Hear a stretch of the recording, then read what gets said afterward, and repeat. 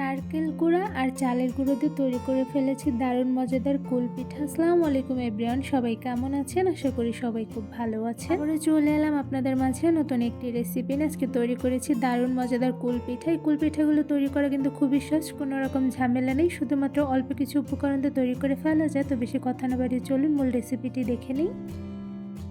প্রথমে একটি প্যানের মধ্যে দিয়ে দিয়েছি মেজারমেন্ট কাপের 1 কাপ পরিমাণ নর্মাল পানি, সাথে দিয়ে দিয়েছি 1 টেবিল চামচ পরিমাণ চিনি। চিনি পরিমাণটি কিন্তু আপনারা স্বাদ মতন কমিয়ে বাড়িয়ে দিতে পারেন। সাথে দিয়ে দিব কোরানো নারকেল 1/2 কাপ পরিমাণ, সাথে দিয়ে দিয়েছি স্বাদ মতন লবণ। এখানে আমি অল্প পরিমাণে লবণ দিয়ে দিয়েছি। এবার সবগুলো উপকরণ খুব ভালোভাবে নেড়ে মিশিয়ে নিব। সবগুলো উপকরণ খুব ভালোভাবে নেড়ে মিশিয়ে নেওয়া হয়ে গিয়েছে। এবার কিছুক্ষণ জাল করে রান্না করে নিব।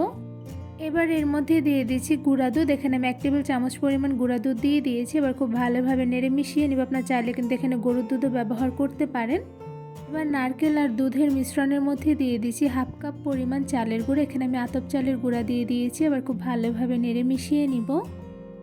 চালের গুঁড়া সেদ্ধ হতে কিন্তু খুব একটা বেশি সময় লাগে না। এই পর্যায়ে চালের গুঁড়ার মধ্যে দিয়ে দিচ্ছি সুজি। এখানে আমি 1/2 কাপ পরিমাণ সুজি নিয়ে নিয়েছি। এবার সুজিগুলো দিয়ে দিচ্ছি। সবগুলো সুজি দিয়ে দেওয়া হয়ে গিয়েছে। এবার খুব ভালোভাবে নেড়ে সুজিগুলো আমি রান্না করে নিব।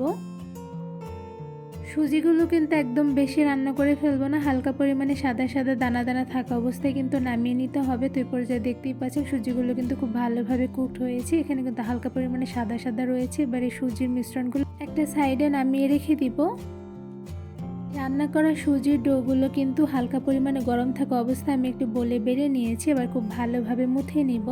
সুজির ডোগুলো হালকা পরিমাণে গরম থাকা অবস্থায় কিন্তু মুথে নিতে হবে না, তবে ঠান্ডা হয়ে গেলে শক্ত হয়ে যেতে পারে। তো এই পর্যায়ে দেখতেই পাচ্ছেন খুব ভালোভাবে মুথে নিয়েছি। এবার সুজির ডো থেকে অল্প পরিমাণে সুজির ডো হাতে নিয়ে খুব ভালোভাবে চেপে চেপে লম্বা শেপে কুলপিঠা তৈরি করে নিব। এখানে কুলপিঠাটা আমি কিভাবে তৈরি করে নিয়েছি আশা করি আপনারা ভিডিওর মাধ্যমে দেখেই বুঝতে পারছেন। এই তো দেখতেই পাচ্ছেন খুব সুন্দরভাবে একটি কুলপিঠা তৈরি করে ফেলেছি। এবার সেমভাবে বাকি কুলপিঠাগুলো তৈরি করে নিব।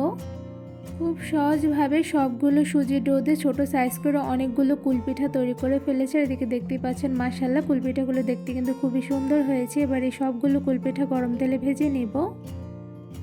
কুলপিঠাগুলো ভাজার জন্য প্রথমে একটি প্যানের মধ্যে দিয়ে দিচ্ছে রান্নার সয়াবিন তেল পরিমাণ অনুযায়ী। এবার মিডিয়াম আঁচে তেলগুলো হালকা গরম করে মধ্যে একটা একটা করে বানিয়ে রাখা সবগুলো কুলপিঠা দিয়ে দিচ্ছি।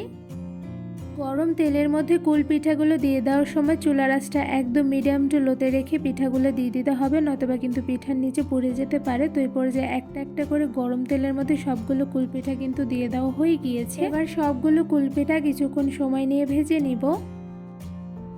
কিছুক্ষণ সময় নিয়ে কুল পিঠাগুলো ভেজে নেওয়ার পর দেখতেই পাচ্ছেন একটা সাইডে কিন্তু হালকা কালার চলে এসেছে। এই পর্যায়ে একটি কাঁটা চামচের সাহায্যে পিঠাগুলো একটা একটা করে উল্টে নিচ্ছি। কাঁটা চামচের সাহায্যে সবগুলো কুলপিঠা একটা একটা করে উল্টে নেওয়া হয়ে গিয়েছে। এবার আরও কিছুক্ষণ সময় নিয়ে কুলপিঠাগুলো ভেজে নিব। কুল পিঠাগুলো ভাজতে কিন্তু খুব একটা বেশি সময় লাগে না, অল্প সময় নিয়ে ভেজে নিলে কিন্তু খুব সুন্দর কালার করে ভেজে নেওয়া যায়। তো এরপর যে দেখতেই পাচ্ছেন কুল পিঠাগুলো আমি কিছুক্ষণ নেড়ে উল্টে পাল্টে ভেজে নিয়েছি। আর কিছুক্ষণ ভেজে নেওয়ার পর কুল পিঠার দুটো সাইডে কিন্তু খুব সুন্দর গোল্ডেন ব্রাউন কালার চলে এসেছে। এরপর যে কিন্তু কুল পিঠাগুলো খুব ভালোভাবে পারফেক্টলি কুকড হয়েছে। এবার এই সবগুলো কুল পিঠা একটি ছাঁকনির সাহায্যে ছেঁকে তুলে নিচ্ছি। সবগুলো কুল পিঠা একটু বেশি সময় নিয়ে গোল্ডেন ব্রাউন কালার করে ভেজে নেওয়ার পর দেখতে পাচ্ছেন মাশাআল্লাহ দেখতে কিন্তু খুবই সুন্দর হয়েছে। এবার এই সবগুলো পিঠা আমি একটু ঝুড়িতে তুলে নিব। একদম সহজভাবে কোনো রকম ঝামেলা ছাড়াই শুধুমাত্র অল্প কিছু উপকরণ দিয়ে তৈরি করে ফেলেছি দারুণ মজাদার কুল পিঠা। এই কুল পিঠাগুলো তৈরি করা কিন্তু সহজ। কুল পিঠাগুলো দেখতে যেমন মাশাআল্লাহ সুন্দর হয়েছে, সাথে ভেতরে কেমন হয়েছে তা আপনাদের একটু ভেঙে দেখাচ্ছি। তো দেখতে পাচ্ছেন মাশাআল্লাহ উপর থেকে অনেক মুচমুচে হয়েছে, সাথে ভেতর থেকে হয়েছে ভীষণ পরিমাণে সফট। আর এই কুল পিঠাগুলো খেতে কিন্তু হয়েছে অসম্ভব মজাদার। খুব সহজভাবে ঝামেলা ছাড়ে কুল পিঠা তৈরির রেসিপিটি আপনাদের কাছে কেমন লেগেছে তা অবশ্যই কমেন্ট করে জানাবেন। কুল পিঠা তৈরির রেসিপিটি আপনাদের কাছে ভালো লেগে থাকলে আমার চ্যানেলটি সাবস্ক্রাইব করে ভিডিওতে বেশি বেশি লাইক কমেন্ট শেয়ার করে আমার পাশেই থাকবেন। আজকে এখানে বিদায় নিচ্ছি, দেখাবো অন্য কোনো ভিডিওর মাধ্যমে। সবাই সুস্থ থাকবেন, ভালো থাকবেন, আল্লাহ হাফেজ।